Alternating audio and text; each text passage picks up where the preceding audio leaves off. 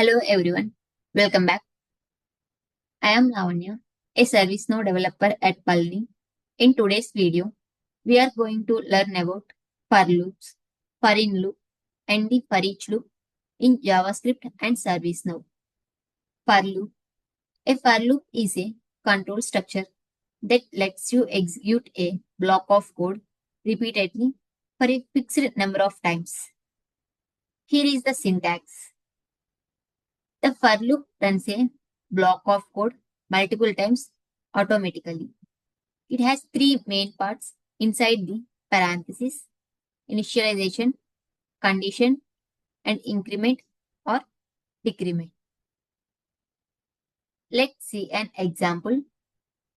The loop starts with initialization.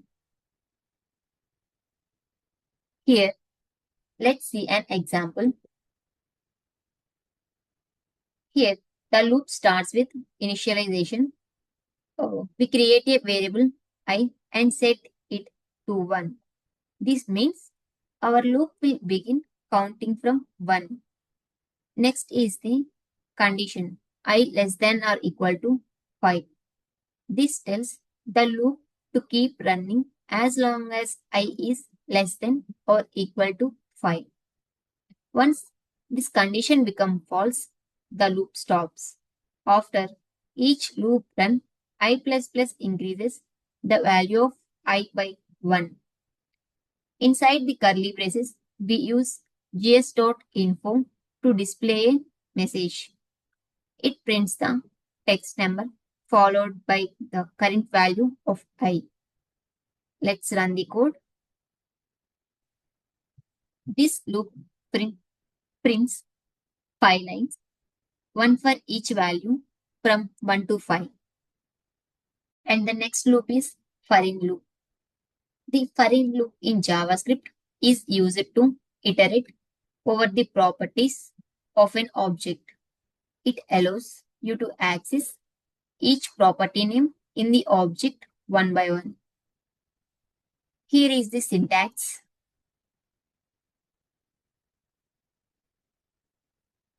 The loop starts with the keyword for, which tells the program to repeat a block of code multiple times. Variable in object. This part makes it a for in loop.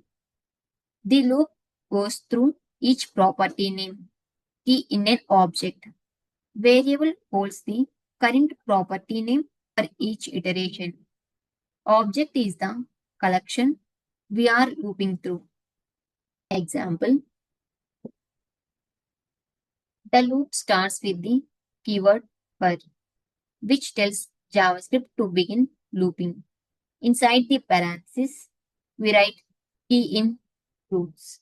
Here, the key is a variable that will take each property name like apple, banana, orange, one by one. Fruits is our object that stores the number of each fruit available. On the first iteration, key becomes apple. The code inside the curly braces runs. This prints the fruit name and its quantity. On the second iteration, key becomes banana. On the third iteration, key becomes orange. Once all properties of the object are covered, the loop stops automatically. Let's run the code. So here is the output. It prints app key value base. And the last one is for each loop. The for each loop method is used to loop over arrays in JavaScript. It's simple and readable. Here is the syntax.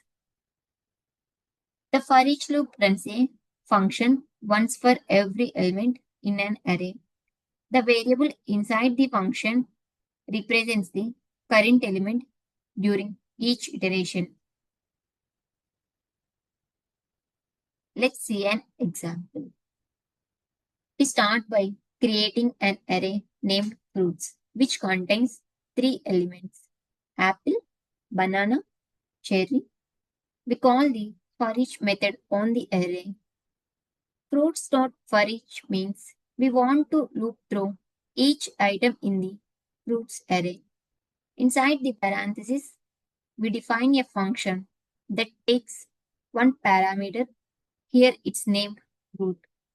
This parameter represents the current item in the array during each iteration. On the first run, the value of fruit becomes apple. On the second run, the value of fruit becomes banana. On the third run, the value of fruit becomes cherry. Once all items in the array have been processed, the loop automatically stops. Let's run the code. Here is the output: apple, banana, cherry. Let's summarize the topic. For loops are great for running code a specific number of times. The foreign loop iterates over all property names of an object. And the forEach loops are ideal for iterating over arrays in a clean, readable way. To do this, complete the following task. Calculate the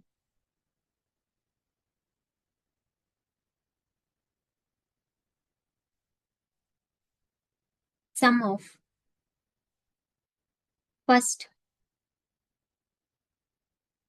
10 natural numbers.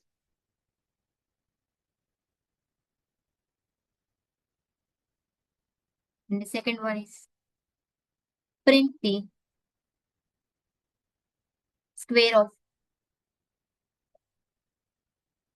each number in the array. And the last one is create an object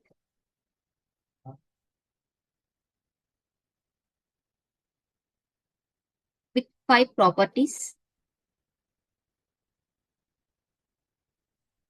and print their values using foreign loop.